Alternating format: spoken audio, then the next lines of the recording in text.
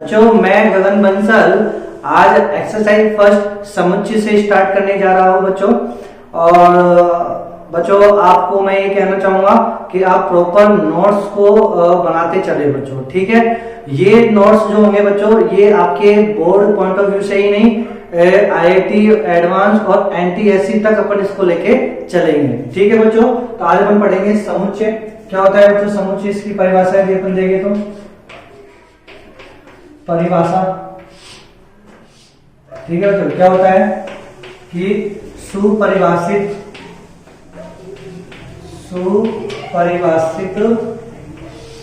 आंकड़ों के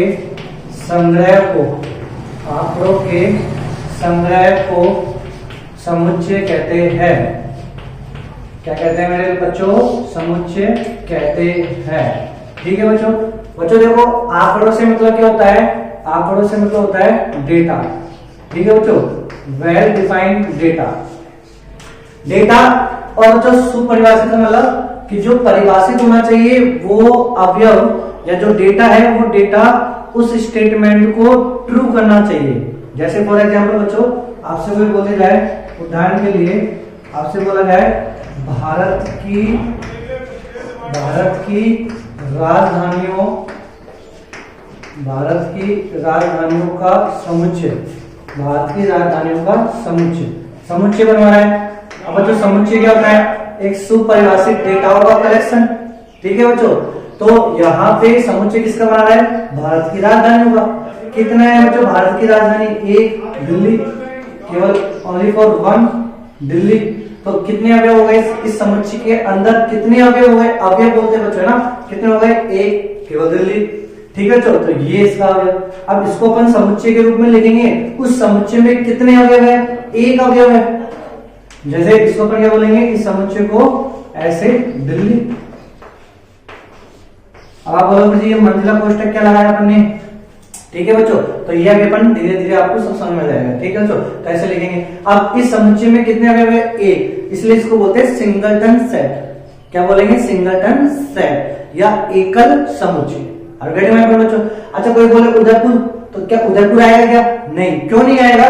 क्योंकि ये स्टेटमेंट उदयपुर जो अवयव है, देखो समुच्चय के अंदर जो डेटा जो रखते हैं अपन बच्चों उसको अपन अवयव बोलते हैं। क्या बोलते हैं मेरे लालो? अवयव बोलते हैं, ठीक है बच्चों।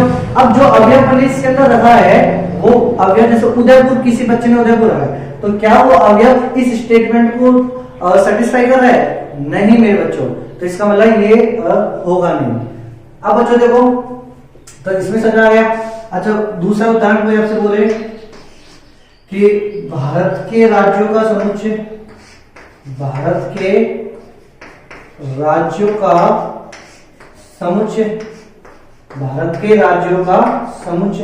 अब बोलो मेरे बच्चों भारत के राज्य कितने राज्य है? बोलो करंटली 28 राज्य। कितने राज्य बच्चों? 28 राज्य है, 28 स्टेट है और 8 क्या है? केंद्र शासित प्रदेश है ना बच्चों। तो भारत के राज्यों का समुच्चय, अब बोलो कितने हैं? 28। तो 28 के 28 ऐसे जाएंगे, ठीक है बच्चों। अब उस 28 में जैसे राजस्थान हो गया, पंजाब हो गया, हरियाणा हो गया, ऐसे बच्चों कोई बोले जयपुर हो गया, तो जयपुर होता है या भारत का राज्य? नहीं। समझ में आया बच्चों? तो ये अच्छा तीसरा मैंने आपसे क्या बोला कि सभी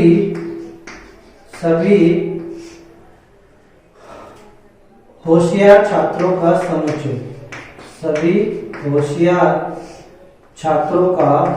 समुच्चय, ये मैंने बोला बच्चों आपको, ठीक है। अब मुझे बताओ ये जो समुच्चय है, ये तो अभी तक तो अपन ने बात कर रहे थे अवयवों की। इससे भारत के राज्यों का समुच्चय ये खुद एक परिभाषित है। भारत की राजधानी का समुच्चय, भारत की राजधानी ये एक परिभाषित है। भारत के राज्य ये एक परिभाषित है, ठीक है। अब सभी होशियार छात्र,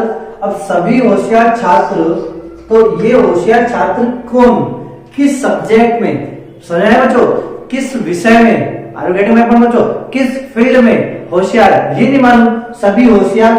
अब जैसे बच्चों मैं हूं, आप एक गुरुजी होशियार मैथ में है, केमिस्ट्री में क्या नहीं, तो आप कैसे लिखोगे? इसमें तो लिखा सभी होशियार छात्रों का समुच्चय। तो इसका मतलब ये स्टेटमेंट इनकम्प्लीट है, आर गेटिंग माय पॉइंट बच्चों? देखो यदि आपको समझ में नहीं आ रहा तो आप केवल ये याद रखना बच्चों कि एक अपने वेल डेफिनेट यानी वेल डिफाइंड कलेक्शन होना चाहिए। तो देखो भारत के राज्य एक वेल डिफाइंड है, भारत की राजधानी भी एक वेल डिफाइंड है, लेकिन सभी होशियार छात्र, अब सभी होशियार छात्र में आप किस किस को लोगे, क्या बता सकते हो क्या भाई? इसमें अवयव के अकॉर्डिंग मैं ले सकता हूं राजस्थान है, सभी होशियार छात्र मैंने ले लिया गंगाराम अब बच्चों गंगाराम कोई होशियार छात्र, अब आप कैसे, आपने किस बेसिस पे लिया है गंगाराम? अभी गेटिंग माय पॉइंट बच्चों? तो ये क्या है, ये वेल डिफाइंड डेटा मतलब वेल डिफाइंड सेट नहीं है, ये सुपरिभाषित समुच्चय नहीं है। समझ में आया बच्चों? तो ये है ना, तो पहला पॉइंट समझ में आ गया बच्चों। चलो अब अपन दूसरा पॉइंट क्या लेंगे, प्रदर्शित कैसे करते हैं समुच्चय को? समुच्चय को, किसी भी समुच्चय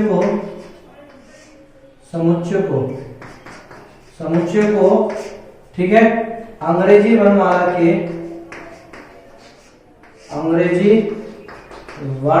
के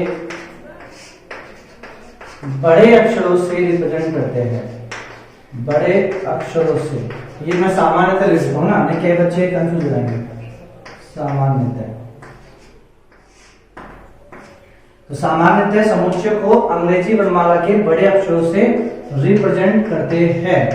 are you getting my point बच्चों?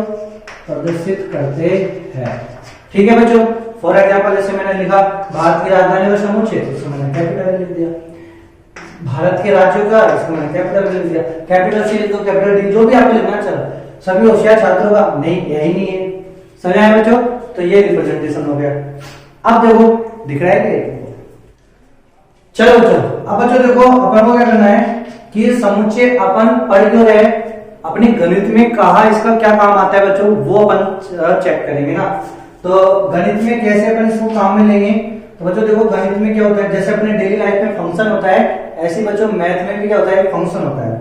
और उसको अपन कैसे रिप्रेजेंट करते हैं, सामान्यतः y f of x। तो ये क्या है, फंक्शन है, ठीक है बच्चों, ये फंक्शन है, कोई सा फंक्शन हो सकता है। अब बच्चों आपका वाला फंक्शन नहीं, कुआ भोजन शादी वादी ऐसा सिस्टम, ऐसा फंक्शन नहीं, ये गणित के फंक्शन होते हैं, ठीक है बच्चों। इस गणित में अलजेब्रिक फंक्शन, ट्रिग्नोमेट्रिक फंक्शन, ठीक है, ज्योमेट्रिक, जो भी है अपना ये फंक्शन, ठीक है बच्चों। अब इस फंक्शन में क्या होता है बच्चों, अपन को एक वैल्यू रखनी होती है। तो ये जो गोदी बैठे ना x, ये अपन इसके अंदर बैठाते हैं। अब बच्चों ये जो x होता है, ये x क्या होता है, ये x एक एलिमेंट होता है, यानी एक नंबर्स होता है या एक अवयव होता है, जो कहां से लिए जाते हैं, एक समुच्चय में से लिया जाता है। जैसे ये x बिलोंग्स टू, आपको दे दिया कैपिटल N, ठीक है बच्चों, आपको y f of x दे के बोल दिया कि x कहां से लेना मुझे, n से।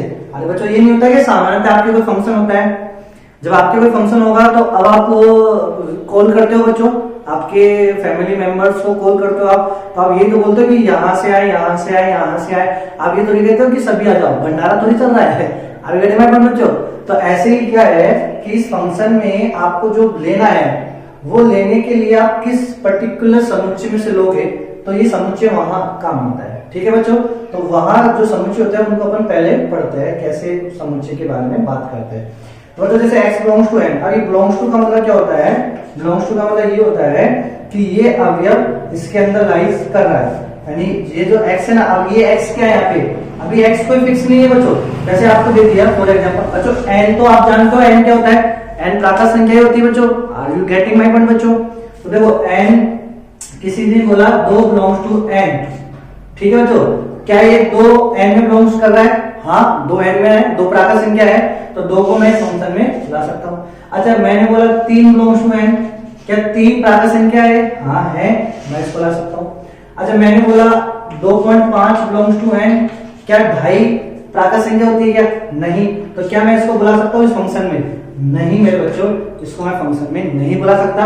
बच्चों ये सिंपल सी बात है, मैंने क्या करी कि फंक्शन अपन ये इंटरेस्टिंग लाने के लिए आपको थोड़ा पता तो लगे फंक्शन मतलब समुच्चय पढ़ क्यों रहे, तो समुच्चय क्यों पढ़ रहे बच्चों अपन, फंक्शन में जो अवयव को अपन बैठाते हैं वो अवयव किस समुच्चय में से लेते हैं, इसलिए अपन को समुच्चय पढ़ना होता है। बिलोंग्स टू कैसे होता है कि वो अवयव उस समुच्चय में है कि नहीं है, तो बिलोंग्स टू यानी है, और डजंट बिलोंग्स टू, तो इसको अपन ऐसे लिखेंगे, है ना बच्चों, ये डजंट बिलोंग्स टू का है। 2.5 not belongs to that doesn't belong to n। ठीक है बच्चों, तो इस सिंबल से अपन रिप्रेजेंट करेंगे, ऐसे बोलेंगे नहीं कि 2 बिलोंग्स टू n, ठीक है, या 2 a के अंदर 2 n के अंदर स्थित है, ऐसे नहीं बोलेंगे, 2 बिलोंग्स टू n। ये मैथमेटिकल सिंबल होता है। आगे बच्चों चलो अब बच्चों अपन पढ़ेंगे टाइप्स ऑफ समुच्चय, समुच्चय के प्रकार, कितने प्रकार से अपन समुच्चय को लिख सकते हैं। हाँ मेरे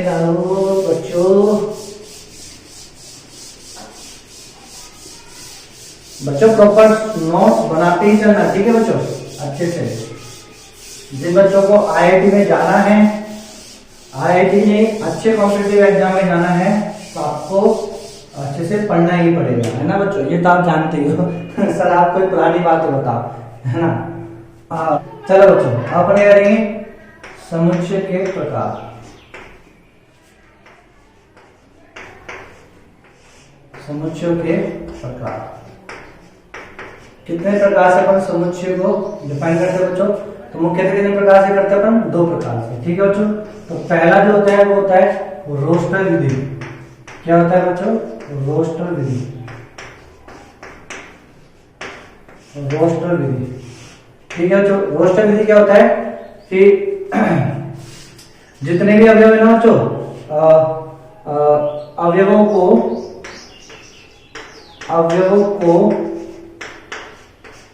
ठीक है बच्चों, अवयवों को लिस्ट आउट करना, है ना बच्चों, यानी अवयवों को कर्ली ब्रेसेस यानी मंजिला कोष्ठक लगा के, अवयवों को मंजिला कोष्ठक लगाकर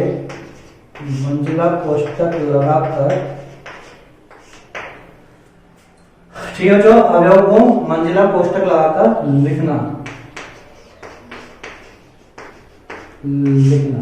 ठीक है बच्चों। तो रोस्टर विधि में क्या करते हैं, अवयवों को मंजिला कोष्ठक में लिखते हैं या मंजिला कोष्ठक लगाकर लिखना, एक ही बात है, ठीक है बच्चों, ठीक है। तो लिस्टिंग आउट करते हैं। अब बच्चों जैसे फॉर एग्जांपल उदाहरण के लिए समझ लो, जैसे आपसे कोई बोला जाए, अब देखो बच्चों आपसे किसी ने बोला कि प्राकृत संख्याओं का समुच्चय, प्राकृत संख्याओं का समुच्चय, प्राकृत संख्याओं का समुच्चय। तो प्राकृत संख्याओं का समुच्चय लिखना है मुझे किसमें, रोस्टर विधि में, प्राकृत संख्याओं का समुच्चय। तो प्राकृत संख्याओं का समुच्चय रोस्टर विधि में लगाना है, तो क्या लिखेंगे बच्चों, अवयव, अवयव पता है ना बच्चों, अवयव क्या होता है कि जो इसके अंदर आता है ना, प्राकृत संख्याओं में कौन कौन सी संख्या आती है उन्हें अपन अवयव बोलते हैं। तो अवयवों को मंजिला कोष्ठक लगाकर लिखना। अब बच्चों देखो ऐसे मंजिला कोष्ठक लगा दिया, अब कौन कौन से अवयव आते हैं, 1 2 3 4 5 6 7 सो ऑन, ऐसे कॉमा लगा के, ठीक है बच्चों। तो ये हो गया अपने पास क्या, प्राकृत संख्याओं का समुच्चय, इसको अपन कैपिटल एन से डिनोट करते हैं। अच्छा कोई दूसरा आपसे कोई बोल रहा है कि वे सभी प्राकृत संख्याओं का समुच्चय, वे सभी प्राकृत संख्याओं का समुच्चय, वे सभी प्राकृत संख्याओं का समुच्चय जो 10 से छोटी है, 10 से छोटी है, ठीक है बच्चों। ये लिखना है अपन को, वे सभी प्राकृत संख्याओं का समुच्चय जो 10 से छोटी है, तो सिंपल। अब बच्चों ये प्राकृत संख्याओं का समुच्चय, देखो प्राकृत संख्या कैपिटल है, अपन उसी को दिखाते हैं जो पूरी की पूरी कंटेन करती हो, इसमें ये होते हैं इनफाइनाइट बच्चों, ठीक है, यानी अपरिमित समुच्चय। देखो इसकी कोई लिमिट ही नहीं है, चलता जाएगा आगे में बच्चों। लेकिन अब ये क्या है, देखो अब इस प्राकृत संख्याओं का समुच्चय को मैंने जैसे कैपिटल ए से दिखा दिया, एन से तो मैं दिखाऊंगा नहीं क्योंकि एन में तो वो है, इसको दिखा दे पहले। तो कोई भी कैपिटल ए बी क्यू जो भी आपको मानना है मान लो, और क्या लेना है, 1 2 3 4 5 6 7 8 9 और 10 से छोटी, तो 10 से छोटी हो गई, 10 नहीं लेंगे क्योंकि 10 से छोटी। अच्छा ये बोलता है 10 या 10 से छोटी, तब अपन 10 को शामिल करते हैं, तो ये हो गया। अब अच्छा ये कैसा आपके पास ये जो समुच्चय बना, ये कैसा समुच्चय बच्चों, परिमित की अपरिमित, ये समुच्चय बच्चों परिमित समुच्चय, क्यों, क्योंकि ये कैसा है, सीमित है। आज वीडियो में बच्चों समझ में आया ये, चलो तो ये। अच्छा तीसरा क्वेश्चन अब आप बना लेना है, तो सिंपल सा बच्चों, जैसे मैंने बोल दिया 30 से छोटी अभाज्य संख्याओं का समुच्चय, अभाज्य संख्याओं का अभाज्य संख्याओं का समुच्चय, ये अपन ने बोल दिया। ठीक है बच्चों, तो 30 से छोटी अभाज्य संख्याओं का समुच्चय निकालना है बच्चों। तो वो अभाज्य संख्या, अब इसको मैंने बी से दे दिया, कैपिटल बी से कर्ली ब्रेसेस लगा दिया, मंजिला कोष्ठक लगा दिया और इसके अंदर लिख दो अभाज्य संख्या। बोलो बच्चों कौन सी होती है? 2 3, बोलो बच्चों 5 7 11 13 17 और बच्चों बोलो 19 23 और बोलो 30 से छोटी चाहिए ना अपन को, 23 के बाद बोलो बच्चों 29। तो ये हो गया अपने पास 30 से छोटी अभाज्य संख्याओं का समुच्चय। देखो बच्चों, वे अभाज्य संख्या जानते हो बच्चों, वे संख्या जिसमें एक का और स्वयं का भाग जाए क्या होती है अभाज्य संख्या? 2 3 5 7 11 13 17 19 23 और 29 इस द अभाज्य संख्या। तो ये पढ़ लो बच्चों, ठीक है, कोई दिक्कत है बच्चों? तो रोस्टर विधि में अपन को किसी भी समुच्चय के अवयवों को लिखना है तो बहुत सिंपल सा है, उसको लिस्ट आउट कर देते हैं कर्ली ब्रेसेस के अंदर। आगे बच्चों, अब इसमें नोट क्या याद करना है आपको? रोस्टर विधि में जो नोट याद रखने हैं अपन को, दो छोटे छोटे से नोट। नोट नंबर 1, रोस्टर विधि में पहला नोट क्या याद रखना है बच्चों कि कोई भी अवयव रिपीटेड नहीं होना चाहिए। बच्चों देखो, रोस्टर विधि में अवयवों का रिपीटेशन इज नॉट अलाउड। ऐसे नहीं कि 1 2 2 3 3 3 4 4 4 5 5 5 6 6 6 ऐसे नहीं होना चाहिए ना, तो repetition is not allowed. Repetition of an element is not allowed। आगे मैं पढ़ बच्चों, हा हा हा हा हा हा। रिपीटेशन यानी पुनरावृत्ति, अवयवों की पुनरावृत्ति समुच्चय के अंदर अपन को कतई बर्दाश्त नहीं है। ठीक है बच्चों, तो ये अच्छा रोस्टर विधि में ना। दूसरा पॉइंट बच्चों क्या करेंगे अपन, याद रखना बच्चों कि नंबर जो ऐसे नहीं कि सीक्वेंस ही इंपॉर्टेंट है, तो sequence is not necessary. Sequence is not necessary. Sequence is not necessary. ठीक है बच्चों, मतलब कि ऐसे नहीं जैसे अपन ने लिख दिया ना 2 3 5 7, ये मैं इसको ऐसे लिख सकता हूँ, पहले 23 लिख दू, फिर 2 लिख दू, फिर 3 लिख दू, फिर 17 लिख दू, 13 लिख दू। तो सीक्वेंस जो है बच्चों, है ना, अनुक्रम इज नॉट नेसेसरी। क्रम का कोई प्रभाव नहीं पड़ता है कैसे लिखो आप। बच्चों, और तीसरा नोट क्या है, हर एक अवयव के बाद कोमा लगा के लिखना है। हर एक अवयव के बाद क्या लगाना है? कोमा लगा के लिखना है। तो मेरे बच्चों समझ आया आपको ये चीज कि अपन ने समुच्चय के प्रकार में अपन ने लिखा रोस्टर विधि। समुच्चय के प्रकार मतलब अवयवों के आधार पर कि मैं अवयवों को समुच्चय के रूप में कैसे रिप्रेजेंट करूं। तो एक होता है रोस्टर विधि द्वारा और एक होता है समुच्चय निर्माण विधि द्वारा, सेट विल्डन फॉर्म। ठीक है बच्चों, समुच्चय निर्माण विधि में अपन को क्या करना है, मिला लो जितने भी अवयव है उन सभी अवयवों को मंजिला कोष्ठक के अंदर अपन को लिख देना है, तो वो एक समुच्चय बन जाएगा। आगे बच्चों, ठीक है। फिर इसमें 3 चीजें नोट अपन ने याद रखा कि नंबरों का यानी अवयवों की पुनरावृत्ति इसमें बिल्कुल बर्दाश्त नहीं होगी। दूसरा नोट क्या पढ़ा अपन ने बच्चों, अनुक्रम इज नॉट नेसेसरी। अवयवों का अनुक्रम यानी अवयवों का सीक्वेंस इज नॉट नेसेसरी। तीसरा पॉइंट अपन ने क्या पढ़ा मेरे बच्चों, तीसरा पॉइंट अपन पढ़ा कि हर एक अवयव के बाद जो दूसरा अवयव लिखते हैं तो कोमा लगाना पड़ेगा। तो ये हो गया बच्चों अपने पास रोस्टर विधि। ठीक है बच्चों, तो ऐसे कई सारे क्वेश्चन होंगे, अब आप लिख सकते हो बच्चों। आगे बच्चों, ओके। अच्छा कोई आपसे बोले बताओ स्वरों का समुच्चय, अंग्रेजी में मान रखिए स्वरों का समुच्चय, तो बोलो क्या हो जाएगा? A E I O U, A E I O U. ये बच्चों आगे बच्चों, ठीक है। अब ऐसे में लिखना ए ए ए ई ई ई आ आ आ ई आ, ऐसे नहीं करना बच्चों, ठीक है। तो ये हो गया, समझ में आया बच्चों। चलो अब दूसरा अपन पढ़ेंगे क्या, तो दूसरा मेरे बच्चों दूसरा पढ़ेंगे अपन समुच्चय निर्माण विधि। बहुत इंपॉर्टेंट है बच्चों ये समुच्चय निर्माण विधि। देखो क्या है,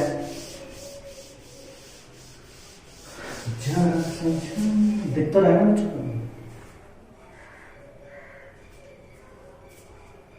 दूसरा जो है बच्चों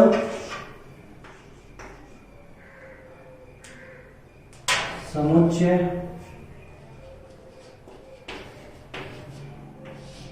निर्माण विधि।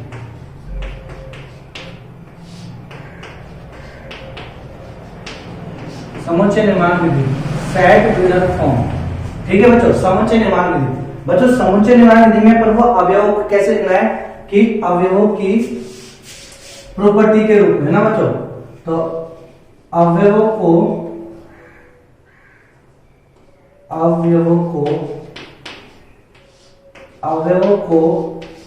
गुणधर्म के रूप में, अवयवों को गुणधर्म के रूप में व्यक्त करना, ठीक है बच्चों।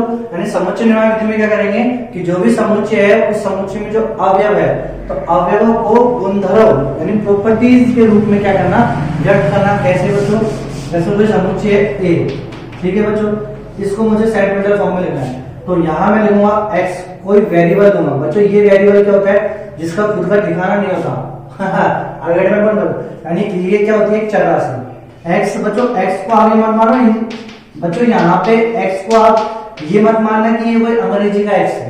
ये x का मतलब ये है कि एक चर राशि है। क्या है, एक चर राशि जिसका कोई मान नहीं है अभी ये अमान्य है अभी ये कोई मतलब बच्चों इसकी कोई वैल्यू नहीं है अभी, ठीक है। अब वैल्यू बनाएंगे, इसकी प्रॉपर्टी लिखेंगे कि यहाँ पे x क्या लेना है, ठीक है।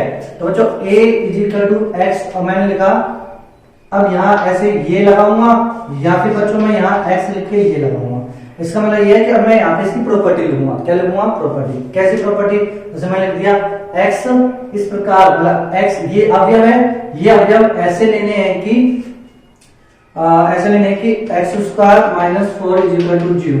अब बच्चों ये भाषा के रूप में लिख दिया, यानी अपन को x कैसे लिख दो, चाहे ऐसे लिखो चाहे ऐसे लिखो, यहाँ पे भी x² - 4 = 0।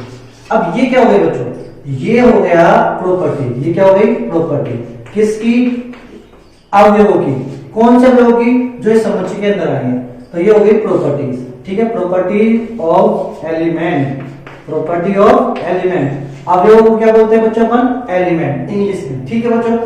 अब यहाँ अपन को वो वाले अवयव लेने हैं जो इसको सेटिस्फाई करे, इस वाले कंडीशन को सेटिस्फाई करे। यानी x की वैल्यू में क्या रखूं मैं बच्चों, x की वैल्यू क्या रखूं कि 0 आ जाए। तो बच्चों 2 x का 2 का वर्ग कितना होता है, 4 में 4 गए तो 0, ठीक है बच्चों। तो 1 तो आ गया 2 आगे बच्चों, और 1 - 2 रखेंगे तो वो -2, ठीक है बच्चों। तो ये हो गया सेट व्हीलर फॉर्म। तो ये सेट व्हीलर फॉर्म है और ये इसकी रोस्टर की होगी। आगे बच्चों चाहे इसको ऐसे लिखो चाहे ऐसे लिखो। जैसे मैंने बच्चों एक को लिखा आपको उदाहरण के लिए, कोई समुच्चय A, मैंने लिखा x such that x का मान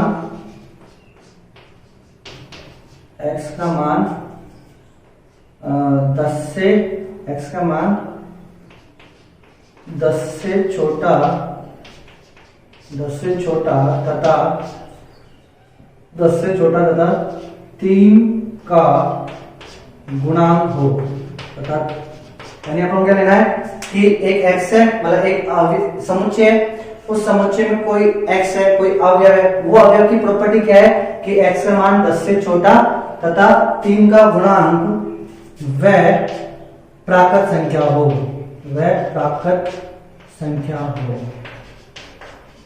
ये देखो बच्चों बहुत अपन ने वो कर लिया। अब बच्चों देखो सेट व्हीलर फॉर्म को भी यदि आप देख पा रहे हो तो सेट व्हीलर फॉर्म को भी अपन रोस्टर में ही लिख रहे हैं, रोस्टर के अंदर यानी कर्ली ब्रेसेस के अंदर ही लिख रहे हैं, लेकिन ये अपन किस के रूप में लिख रहे हैं, प्रॉपर्टी के रूप में, इसलिए अपन इसको बोलते हैं समुच्चय निर्माण विधि।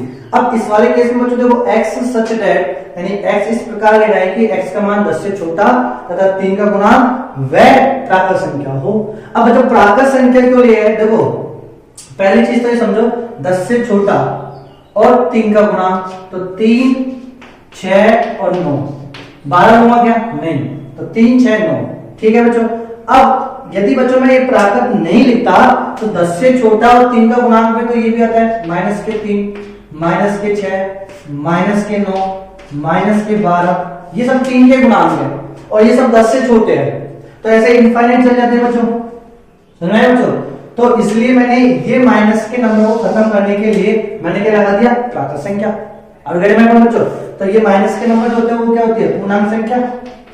तो इंटीजर एलिमेंट्स को फिनिश करने के लिए, ना लेने के लिए, शामिल नहीं करने के लिए मैंने ये लाइन दी कि एक समुच्चय आपको ऐसे लेना है जिसमें अवयव इस प्रकार है कि वो अवयवों का मान 10 से छोटा तथा 3 का गुणांक और प्राकृत संख्या होनी चाहिए। तो ये हो गया बच्चों। आगे बच्चों क्या ये कितने जोड़ सकते हो? तो समुच्चय निर्माण विधि से आया अवयवों को गुणन के रूप में व्यक्त करना, ये होता है समुच्चय निर्माण विधि। ठीक है बच्चों, तो एक क्वेश्चन मैं आपको दे देता हूँ। तो बच्चों आज के लिए देखो, आज ये छोटा सा वीडियो बनाना पड़ा क्योंकि अंधेरा डार्क थोड़ा ज्यादा हो गया बच्चों, और पहले से कोई मेरे बच्चों